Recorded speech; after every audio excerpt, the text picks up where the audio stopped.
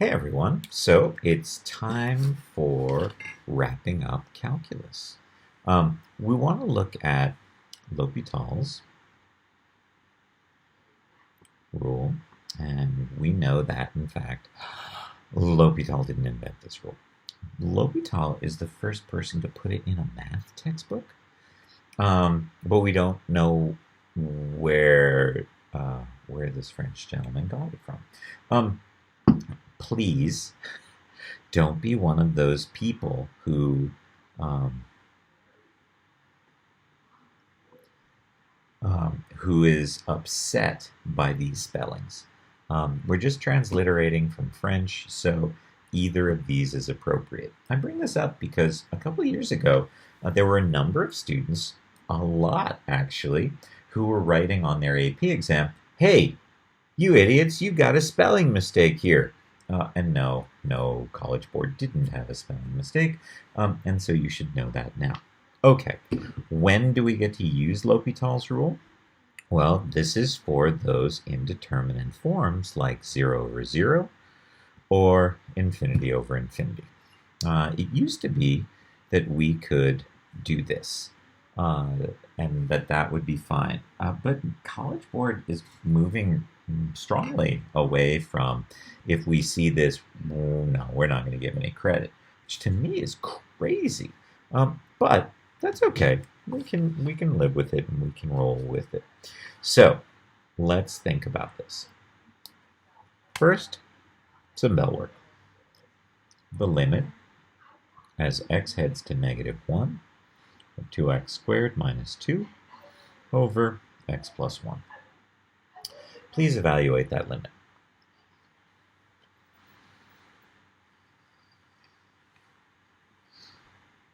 So if we plug a -1 in here, -1 times -1 is +1, 2 minus 2 is 0, and -1 plus 1 is 0.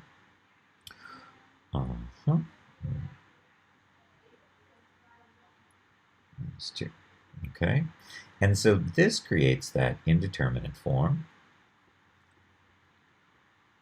Now, what we need to say here is that, oh, well, we don't know L'Hopital's rule. So, yeah, no, we're just going to say, in Chapter 2, we learned, hey, this is going to be factorable. Oops. Squared minus 1 is plus 1. And so it's going to be the limit. X heads to -1, 2, x minus 1, x plus 1 over x plus 1. And so we cancel. Now I can plug -1 in for my direct substitution. -1 minus 1 is -2 times 2 is -4. And we can evaluate that. No problem. Even though it was an indeterminate form, 0 over 0, we had no problem evaluating that. Okay, well, let's go further. How about this one? B. The limit as x heads to infinity of 3x squared minus 1 over 2x squared plus 1. Well, and remember, if we plug infinity in, we're going to have infinity over infinity, and that's an indeterminate form. But since Algebra 2, we've known that when the degrees are the same, we look at the ratio of leading coefficients. In calculus, we said, hey, why don't we multiply top and bottom by 1 over the highest power? And so then we would have the limit as x heads to infinity of 3, right, because x squared over x squared, those are going to cancel, minus 1 over x squared. And then on the bottom, 2 minus, plus 1 over x squared. So when I plug the infinities in, I'm going to have 3 minus 1 over infinity. 1 pizza, infinity squared number of people coming to dinner. No pizza for you. And then we have 2 minus 0 again. So we get 3/2. This limit is 3/2. Okay? And that feels all good and very familiar. We can do that. And then when we come to something like this, the limit as x heads to 0 of e to the 2x minus 1 over e to the x minus 1. Now, this is a great example of all that algebra that people do. Yeah, no, I can't cancel these, and I can't cancel an x, and no, this is not going to be e squared. Instead, this is where I have to see a difference of squares here. This is e to the x being squared. This is 1 being squared. So I have to factor that difference of squares. And so that's going to be e to the x minus 1, e to the x plus 1, over e to the x minus 1. And there's my limit. I'm sorry, as x heads to 0, e to the 0 is 1, 1 plus 1 is 2. So this limit equals 2. Nice. If I tried to plug the 0 in here, I'd have e to the 0, which is 1, minus 1, that's 0 on top, and e to the 0 e to the 0 is 1, minus 1 is a 0 on the bottom. Students often say that this is an indeterminate form because you have a 0 on the bottom. No. This is an indeterminate form because you have a 0 on the top and you have a 0 on the bottom. A 0 in just one of those places isn't that big a deal. My answer will either be 0 for 0 on the top, or probably infinity or negative infinity for a 0 on the bottom. It's that I get 0 over 0 that I say, yikes, I can't do direct substitution. I better take, an algebraic way of rewriting this. Now, that's some tough algebra. I mean, I will say that's going to be tough. You could do it, but when we get to something like this, which is similar to that one, when I plug in a 0 here, I get e to the 0, which is 1 minus 1. I have a 0 on top. I have a 0 on the bottom. But I don't have any nifty techniques to use. Uh-oh. Yeah. So what are we going to do in this situation? So for this situation, and I guess you could use it here as well, it's no problem. Anytime you have 0 over 0 or infinity over infinity, you'll be able to use this method. But first, let's talk about what we know. Okay, what do we know? Infinity times a constant. You have infinity pizzas times 4. Yeah, that's infinity. You have a finite number divided by infinity. 7 pizzas, infinity people come, you got 0. If we put the infinity on top, there's an infinite number of pizzas, and 5 people show up. Yep, that's an infinite amount of pizza for each of you. Even if k equals a bazillion, you still have an infinite number of pizzas for each of them. I know, it's such a big number. And like I said a moment ago, if I'm dividing by 0, this is either going to be infinity or negative infinity. So for example, 1 over x as x approaches 0. So I've got a 0 on the bottom, right? Put a 0 there, and my k is equal to 1. Well, as I come from this direction, that limit is heading towards infinity. But if I come in from this direction, that limit is heading towards negative infinity. So this situation, some constant divided by 0, I'm going to be heading in one of these directions. Okay, those are things we know. All right, now,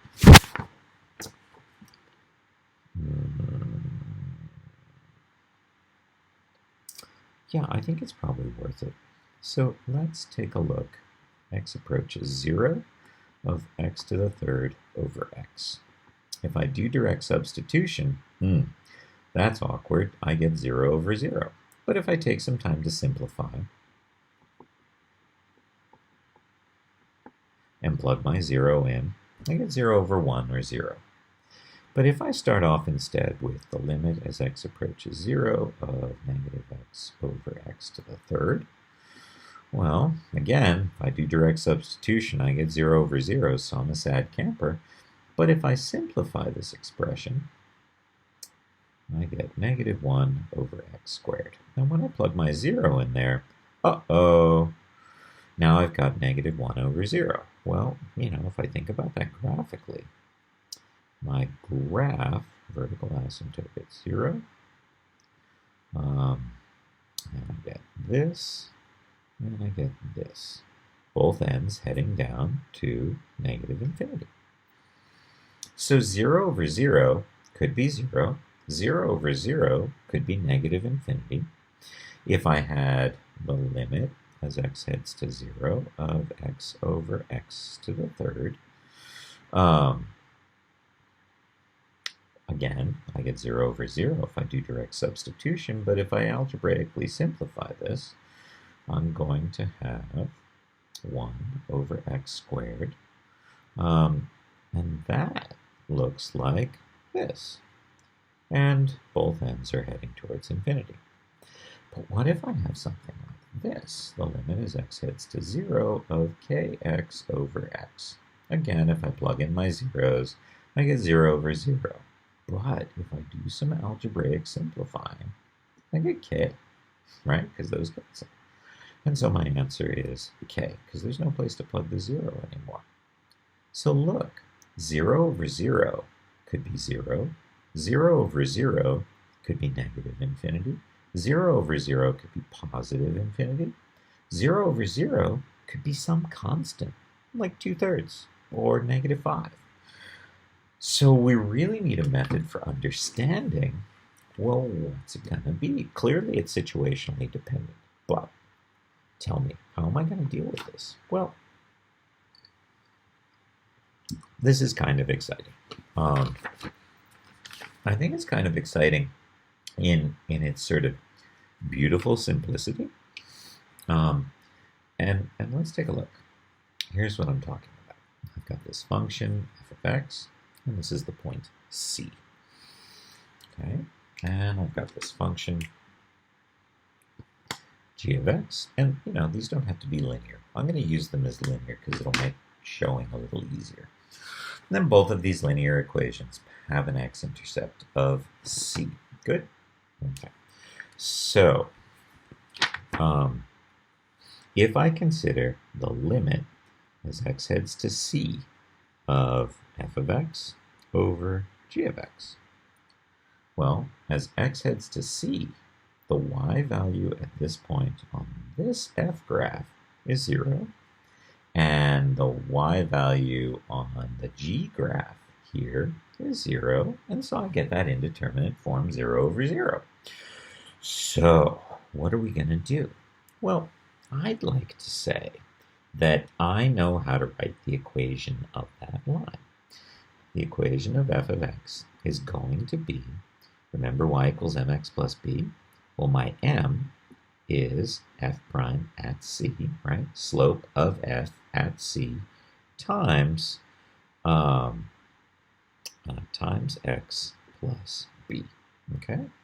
Now wait, I'm not actually done with this. We know that there exists this point c comma 0. So if I plug a c in here, I get a 0 here. Okay? Prime of c times c plus b. And so what do I know then? Well, I know that b is going to be negative f prime of c times c. So I can actually get rid of this and replace it with this stuff. I know. Why would you do that? Well, I'll show you. Just hold on. So that's f prime of c times x plus negative f prime of c times c.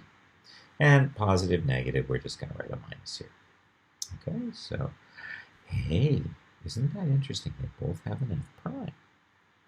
Okay, so let's factor that f prime out. Let's know f of x could be written as f prime of c times x minus c.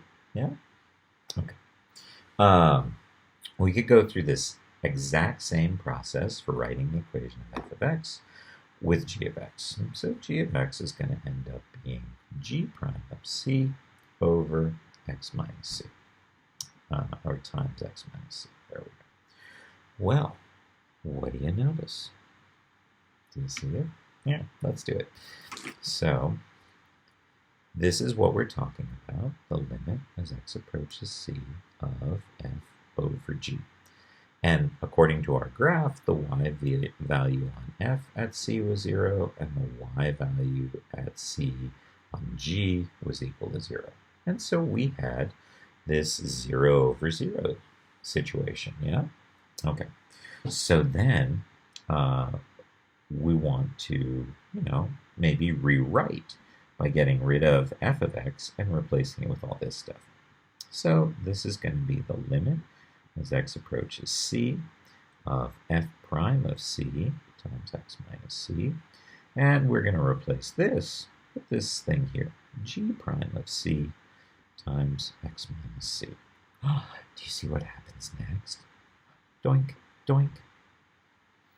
So this is kind of cool and powerful. Look. The limit as x approaches c of f over g, if this limit is 0 over 0 or infinity over infinity, you can use L'Hopital's. And what does L'Hopital say? Well, L'Hopital says that this limit will be equal to the limit as x approaches c of f prime of c over g prime of c.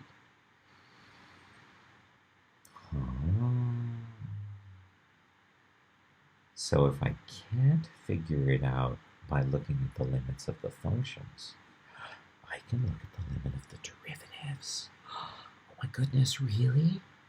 Sure, let's take a look. Okay, so the limit as x approaches 0 of sine x over x. That's the one we're looking at now. And we know from our work in chapter 2 that if we plug a 0 in here and a 0 here, we get an indeterminate form. Well, what does L'Hopital say? L'Hopital says if this is f and this is g, and you get that indeterminate form, then take the derivative of f. Take the derivative of g and plug your 0 in. Cosine of 0 is 1, 1 over 1 is 1. Hey, didn't we say that that limit was equal to 1? Thanks, L'Hopital. You made things great. Again, we thank L'Hopital for writing it down in a math book. He says he didn't invent it. We don't know where it came from. But we've got it, and boy, it helps at times like this. Okay, so let's practice L'Hopital's rule. The limit as x heads to 0 of x minus sine x over x squared. So if I plug in zeros, I get 0 over 0. So I use L'Hopital's rule. Remember, L'Hopital says take the derivative of the top. 1 minus cosine x over the derivative of the bottom. And plug back in. So if I plug a 0 in here, cosine of 0 is 1. Ooh, 1 minus 1 is 0. If I put a 0 in here, oh, sad face. But wait, we can just use L'Hopital's rule again. So now I've got the limit as x heads to 0. The derivative of this is 0. The derivative of negative cosine is sine x, and the derivative of 2x is 2. Now if I plug a 0 in there, I get 0 over 2, or 0. So the limit as x heads to 0 of x minus sine x over x squared, yeah, that equals 0. Now I know that we talked about breaking this up into a couple of limits and evaluating each of them separately. And I know some of you are saying, hey, how come we didn't use L'Hopital's rule when we did chapter 2?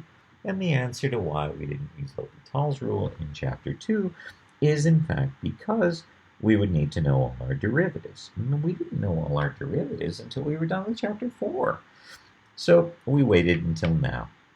And we waited also until now because you're going to see L'Hopital's rule on the AP exam. And so we need you to be ready, thinking about it now. Okay, so what about the limit as x heads to 0 of 1 minus cosine x over x squared plus x. Please evaluate that limit. Pause the video, give it a try, come back when you're done.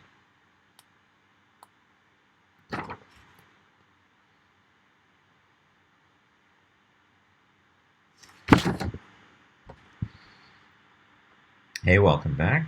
If I plug a 0 in here, the cosine of 0 is 1. 1 minus 1 is 0. And if I plug a 0 in for these x's, I get 0. Okay, so, and last year, something new came on the scene with L'Hopital's rule. They started giving no points if you did this. So you say, okay, I got 0 over 0. I better use L'Hopital's rule and take the derivative of the top. The derivative of this is 0. The derivative of minus cosine is sine. The derivative of this is 2x, and the derivative of that is 1.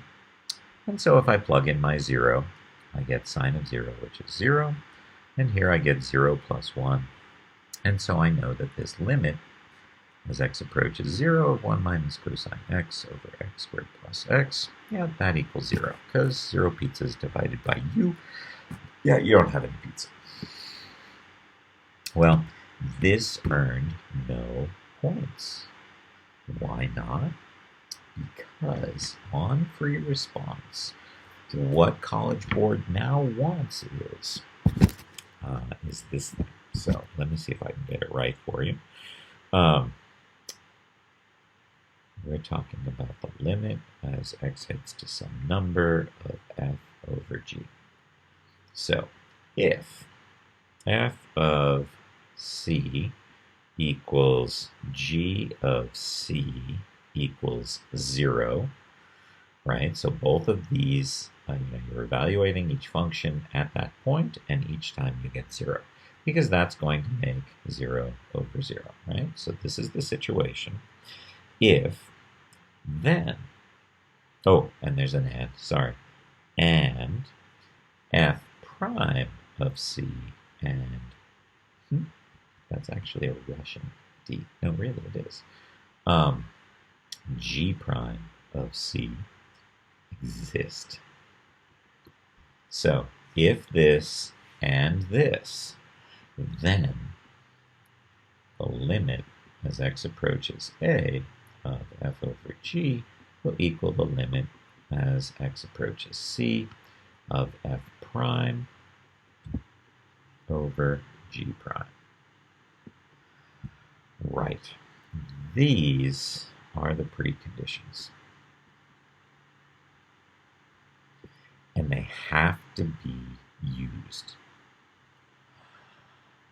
Right. So let's go back to that last problem and talk about this. Okay? So the last problem was the limit as x heads to 0, 1 minus cosine x over x squared plus x. Okay, so f of x equals 1 minus cosine x, and g of x equals x squared plus x. Okay. So I'm defining these. And the reason I'm going to take the time to define these is because now I can say that f of 0, so if I put a 0 in here, I get 1, 1 minus 1 is 0, good, should equal g of 0. And why 0? Because this is 0. G of 0 is going to be 0, and both of these equal 0. So since this and since f prime of 0 exists and g prime of 0 exists, then use L'Hopital's. Okay, so we know that f of 0 is 1 minus cosine of 0, which is 1 minus 1 or 0. We know that g of 0 is going to be 0 squared plus 0 or 0. And since these equal 0, and this is just a little supporting work on And both of these derivatives, sure, f prime is sine x, so f prime of 0 certainly exists, and g prime of x is 2x plus 1, so g prime of 0 is 2 times 0 plus 1, or 1. See, f prime and g prime exist at x equals c, and so that's this part, and we know that f of 0 equals g of 0 equals 0. Now that's a hell of a lot of stuff to write just to have permission to use L'Hopital's rule. So since these exist, then use L'Hopital's. So that brings me to the limit as x approaches 0 of sine x over 2x plus 1. Now, we wrote out all this preconditioning stuff, and we need that to go here so that this occurs before you actually use L'Hopital's rule. You have to state this stuff and maybe demonstrate that really it is true and you're not just stating it before you take the derivative of the top and the derivative of the bottom. And let me say again, we're not going to be doing quotient rule here. This is the derivative of the top and the derivative of the bottom. Okay? Okay, so let's imagine that this problem actually was the problem before, the one with the two derivatives. What was the limit as x heads to 0 of x minus sine x over x to the third. Okay, so f of x equals x minus sine x, g of x equals x to the third.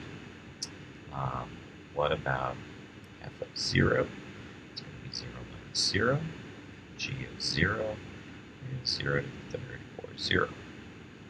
And so, yes, we've met the requirement since, though I think there's that second one about does g prime exist? Sure, it's 3x squared, that exists everywhere. And what about f prime? F prime is going to be 1 minus cosine x, and sure, that exists everywhere too. So now I can say, since f of 0, and I'm using 0 because this is 0, equals g of 0, and yes, they are equal. In fact, they're both equal to 0.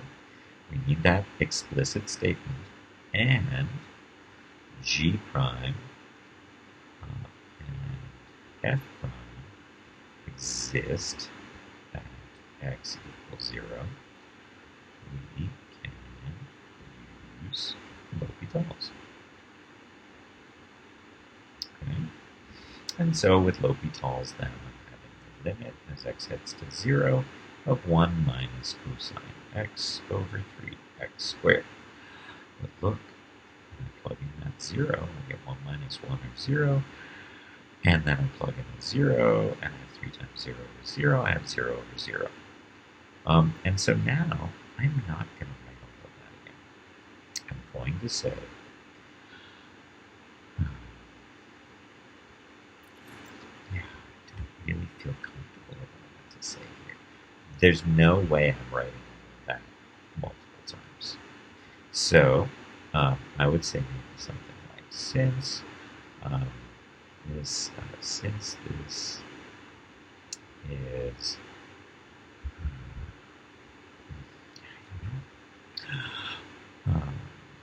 this indeterminate form is an indeterminate form. So use L'Hopital's.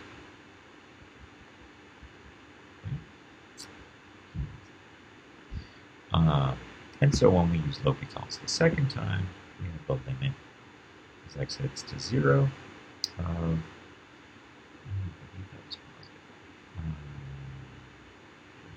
minus sine x over 6x. I'm going to plug my zeros in.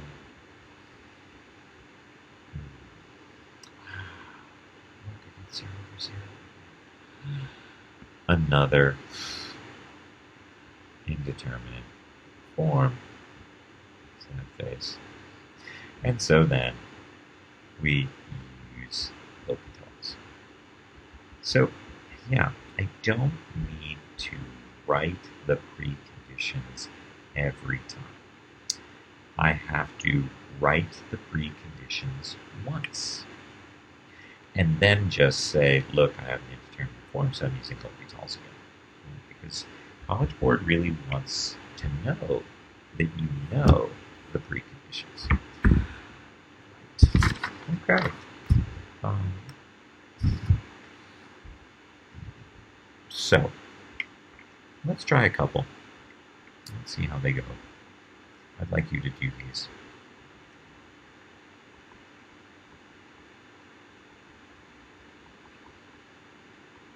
Okay. Evaluate that.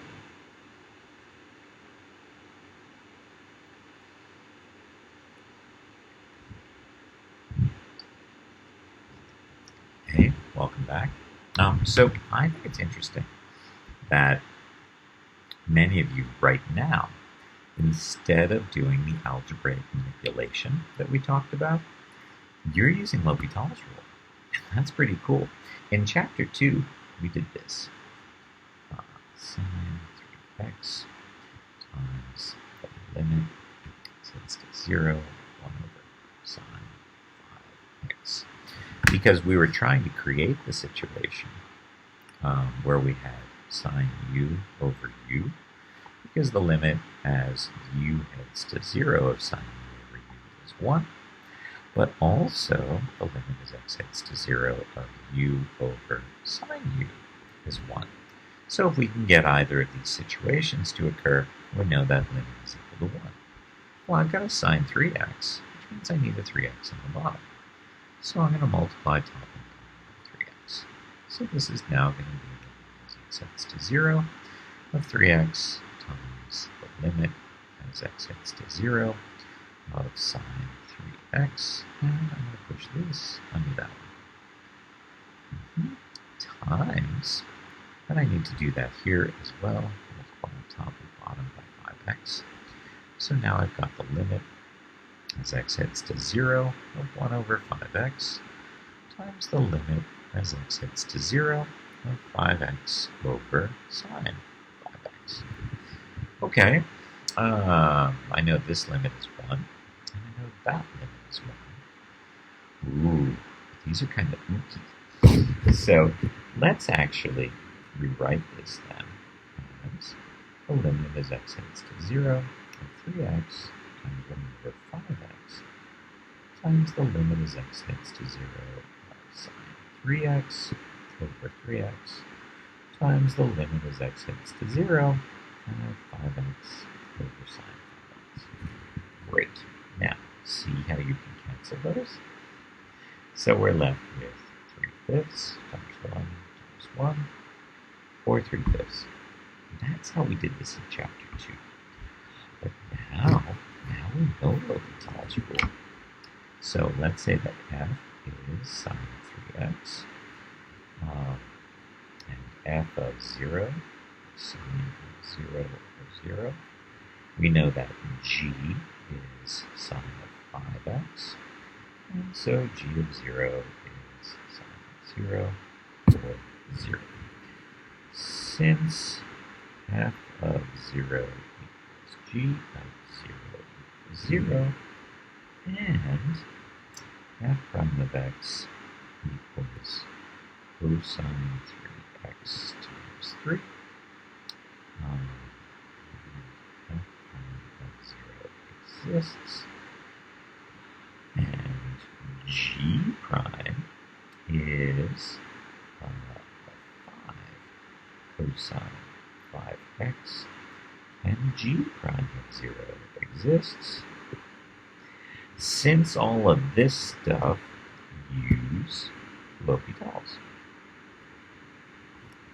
Okay, so when I use L'Hopital's, I'm going to have the limit as x heads to 0, and I get 3 cosine 3x over 5 cosine 5x And if we plug a 1 in here, 3 times 1 is 3. Whoa! That's a 0. 3 times 0 is 0. Cosine of 0 is 1. 1 times 3 is 3. And here, 0 times 5 is 0. Cosine of 0 is 1. 1 times 5 is 5. And we can get that value with one quick application of L'Hopital's rule. Nice. Okay.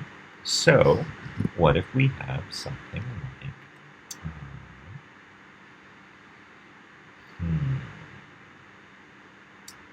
a limit as x heads to negative infinity of e to the x over e to the x plus 1. So I'm plugging my negative infinity in. And what do I get? Well, so here's the thing. E to the negative infinity is going to be 1 over e to the infinity. That's 0. So I get a 0 on top. Now here, e to the negative infinity is 0 plus 1. And so this is 0.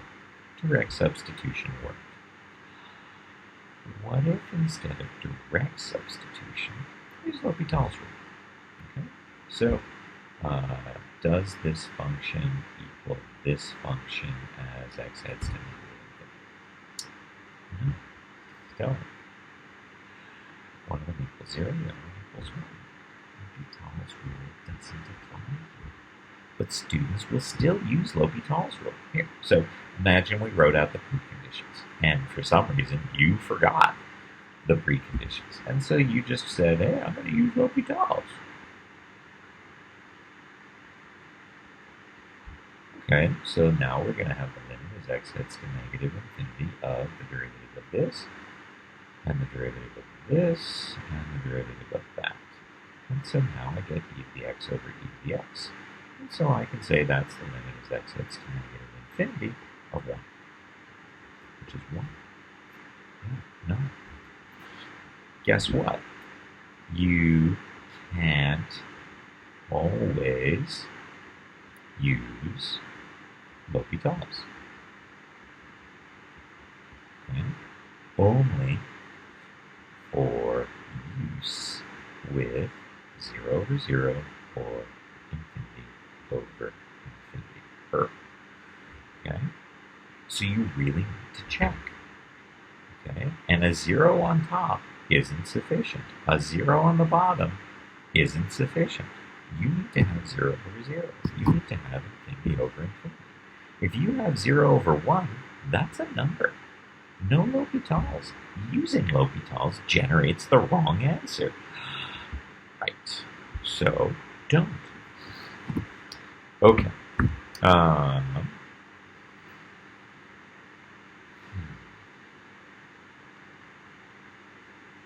about this one? The limit as x approaches 3 of x squared minus x minus 6 over x squared minus 5x plus 6. Please evaluate that.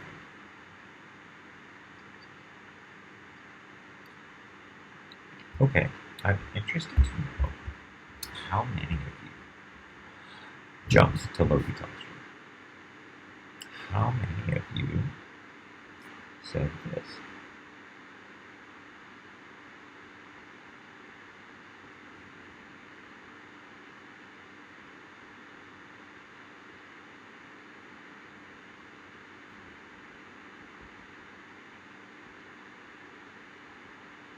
Because this is not an alternative form. This is 3 plus 2 over 3 minus 2. You could stop here. That's fair game. But really, we can't see that. No. Now, we also talked about this. We also talked about this using L'Hopital's. So if I plug a 3 in here, I have 9 minus 3 is 6, minus 6 is 0. But again, we said, yeah, no, that's not an issue, just have a 0 on the top. 9, 5 times 3 is 15, 9 minus 15 is negative 6 plus 6. Now I have a 0 over 0. And so here I would say, x squared minus x 6, and f of 0 is negative 6, and g of x is x squared plus 5x plus 6, and g of 0 is 6. Hey, we're supposed to have f of 0, I'm sorry, 0. Okay, so I've got 9 minus 3 minus 6 is 0. And if I plug a 3 here, 9 minus 15 is negative 6 plus 6 is 0. So, since f of 3 equals g of 3 equals 0, and we'll have 3 because that's that number, still has to equal 0. And f prime of 3 exists, and g prime of 3 exists. Because of both of those things, we can now use L'Hopital's. So what would we get with L'Hopital's? We would have the limit as x tends to 3 of 2x minus 1 over 2x minus 5. And if I plug my 3 in there, I get 6 minus 4 is 5. And if I plug my 3 in there, I get 6 minus 5 is 1. And I get that same value. But wow, there's a lot of writing for L'Hopital's rule. I think it's actually easier to do this problem the chapter 2 way. And so what I'm going to say is I'm using L'Hopital's rule when I can. And I'm going to use it smartly so that if there's an algebra way that makes this much easier, I'm going to do the algebra way. If I have something, though, like the limit as x heads to 0 of e to the 2x minus 1 over x, yeah, no, that's going to be 1 minus 1 or 0. It's going to be 0. I get 0 over 0. So if f is e to the 2x minus 1, f of 0 will be 1 minus 1 of 0. And if g of x is x, then g of 0 will be 0. So, since f of 0 equals g of 0 equals 0, f prime exists, g prime exists at x equals 0, use L'Hopital's. So let's use L'Hopital's. This will equal the limit as x tends to 0. The derivative of e to the 2x is e to the 2x times 2, don't forget the chain rule, over 1. I'll plug a 0 in there. 2 times 0 is 0, e to the 0 is 1, 1 times 2 is 2, and so I get 2 over 1, or 2. All right, well, that's L'Hopital's rule for us. I think it's really cool. I especially like the little proof of it. Oh, so in this video, we dealt with 0 over 0 or infinity over infinity. Okay, that's when I think to use L'Hopital's. Okay. Now, in the next video, we're going to be looking at infinity times 0, infinity minus infinity, 1 to the infinity, 0 to the 0, and infinity to the 0. These are other icky forms. But the thing about all of these forms is we're going to be able to turn them into one of these forms. I know. What? That's not 1? Yeah, no, could be, but maybe it's 0. Maybe it's infinity. I know. This is so freaky. So, I'll see you in that video to find out about those mysteries as well. All right? Take care, everyone.